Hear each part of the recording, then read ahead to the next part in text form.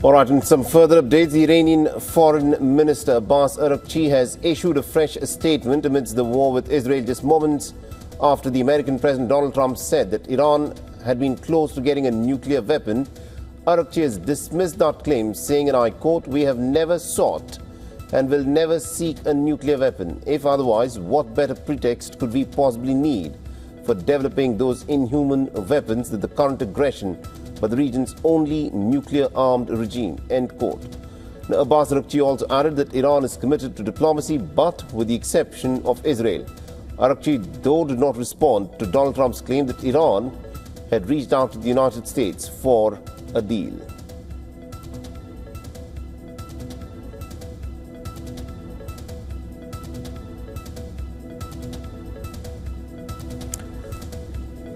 All right, now joining us in the broadcast, we've got Dr. John Blaxland, who's the Director of ANU North America Liaison Office and also a Professor of International Security and Intelligence Studies at the Strategic and Defense Studies Center. Dr. Blaxland, thank you very much indeed, sir, for joining us here on WION.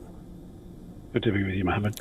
Right, now, what do you make of President Donald Trump's statement where, on the first hand, he firstly is asking for an unconditional surrender of Iran, and secondly, he's also saying that he hasn't made up his mind on whether to join in the war with Israel or not?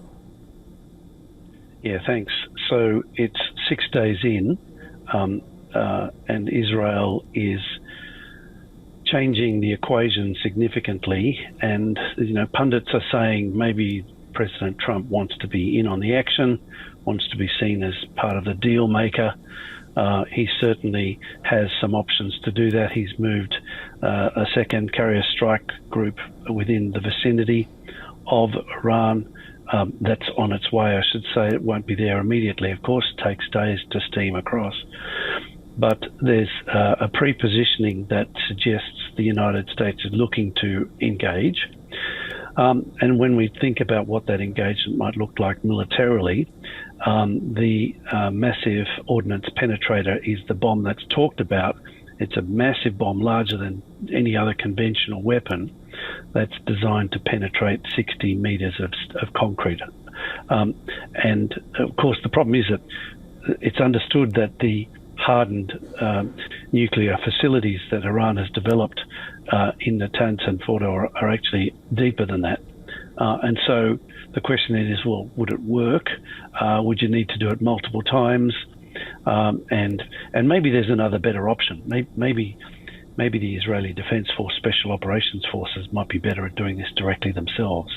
And I mean, we know they've been incredibly effective at disarming much of targeting, assassinating some of the leadership of the Iranian Revolutionary Guard Corps and of the Iranian command structure. So this is arguably not something beyond them.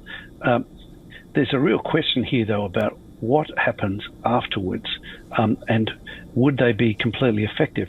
Because realistically, if a country has a determination to pursue nuclear weapons, the only way to stop that is if there's a regime change. And of course, this is where Donald Trump's butting up against domestic challenges, because there's a lot of his political base that is not remotely interested in buying in on another regime change in the Middle East. The track record hasn't been that great so far. Indeed, the track record of regime change shows that regime changes never worked in favor of the people in that region or of the United States. We'll talk more about Donald Trump's captive base, the MAGA base, which is completely opposed to this war, and also the divisions within the Republican Party. But I also want you to weigh in on the statement that was put out by the Iranian Supreme Leader Ayatollah Ali Khamenei, where he said that Iran will not surrender under any terms. He also went on to state that if the United States were to join this war with Israel, then there will be some very painful consequences. In your assessment, this hardening of the position by the top Iranian leadership at a time when their foreign minister, Araghchi, still says that the possibility for negotiations is still on. What do you make of this, and do you think at this moment, considering the conflicting statements that have come from Donald Trump as well, is the possibility of negotiations open at all, or is the time for diplomacy now completely gone? Oh, no, war is an extension of politics by other means, and diplomacy can always enter into that equation when one or both sides agree that maybe they should wind back the military dimension of it. It's very interesting, of course.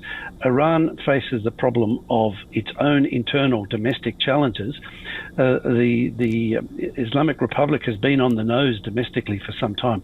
They've been reluctant to have genuine, open elections that would challenge the rule of the mullahs, so there's a real question mark over how durable the regime is.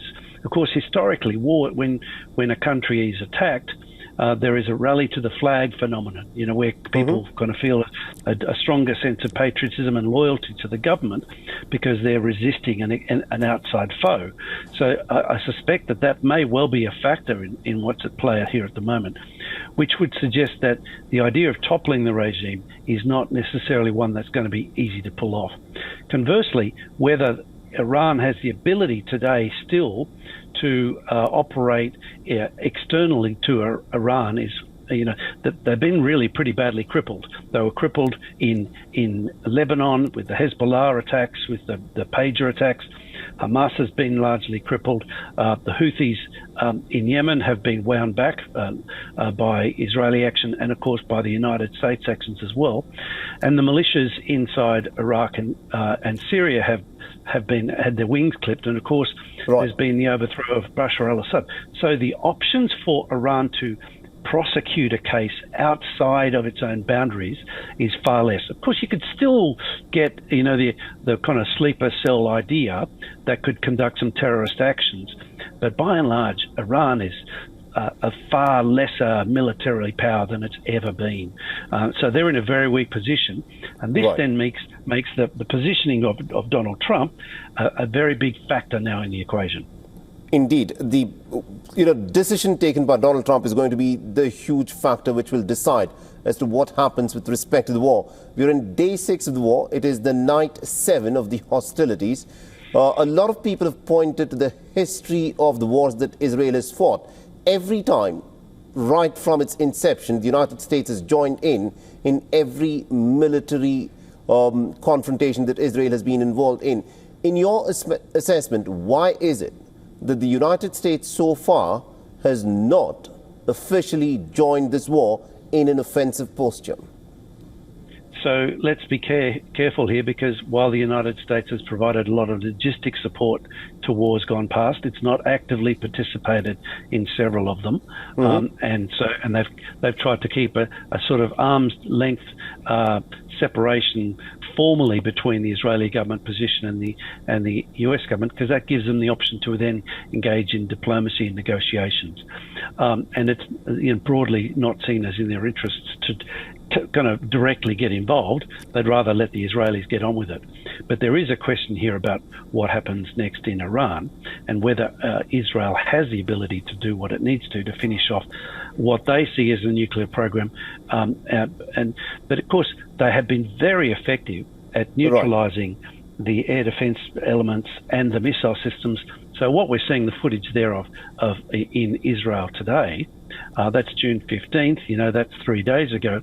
We've seen a significant waning in Iranian missile volume and effectiveness, because, Israel has been effective. They've been pretty effective at clipping their wings.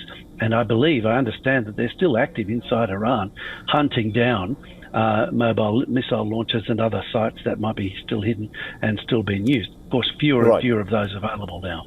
Now speaking in terms of militarily, how this conflict is unfolding, there is a report by the Wall Street Journal which says that the number of interceptors that the Israelis have in their hands to shoot down the Iranian ballistic missiles is depleting. What's also depleting are the American supplies of these interceptors. And a lot of people are now suggesting that the Israelis may perhaps have these interceptor missiles for a contest of another 10 or 12 days.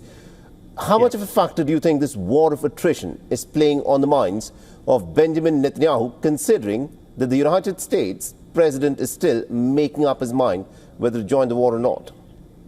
Yeah, no, it's an interesting one, isn't it?